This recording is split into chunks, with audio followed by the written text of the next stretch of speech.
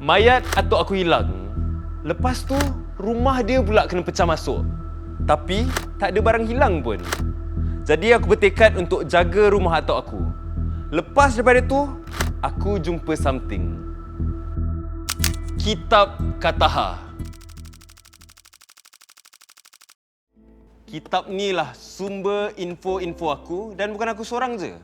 Atuk aku juga Wan Daim. Untuk korang lebih faham betapa pentingnya Kitab Kataha ni, aku rewind jap.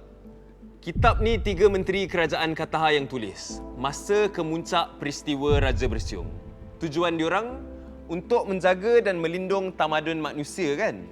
Dan Kesultanan Melayu Melaka adalah bukti Kitab Kataha ni berhasil.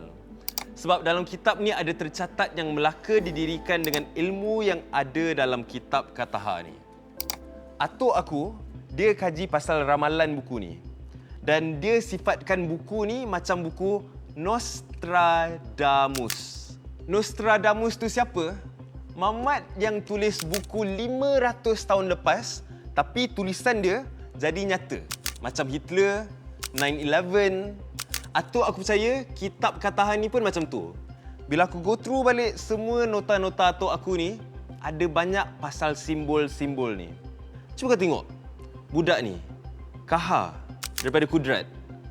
Lepas tu, ada juga Keluang Man. Tapi ada juga yang lain.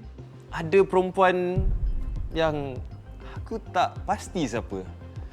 Tapi apa yang lagi menarik, ada satu ramalan yang atuk aku point out.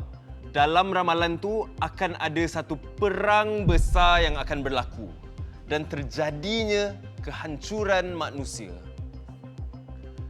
Kau nampak apa yang aku nampak? Sabar jap, relax. Aku akan spill dengan korang satu persatu apa yang ada dalam kitab ni. Aku Wan Daud, logging out.